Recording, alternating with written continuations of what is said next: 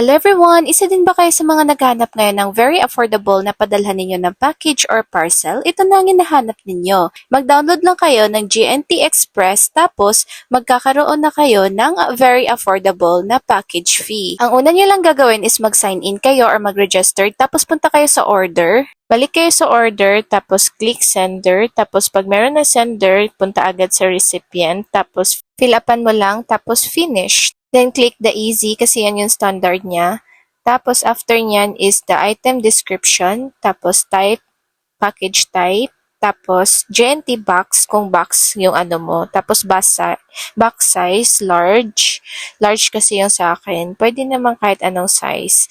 Tapos yan, yung weight, 20 kg. Tapos yung item value na sa'yo lang kung 20 pesos or ilan. Tapos lagay mo ang item name. After malagay ng item name is submit. After nung submit is mag-show up or magpa-pop up yung price na mababayaran mo.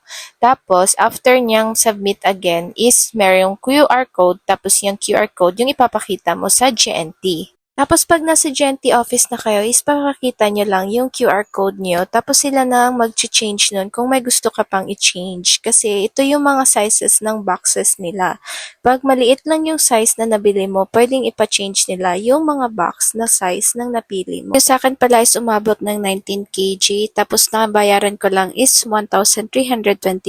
Tapos maganda din kasi sinisecure talaga nila yung package mo para hindi siya basta-basta masisira.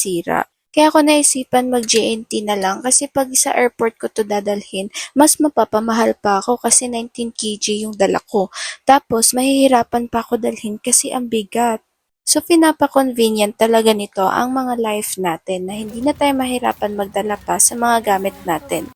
Tapos sa mga gusto mag-download, meron pala silang QR code para diretso na i-download ang GNT Express na app. So yun lang, thank you for watching!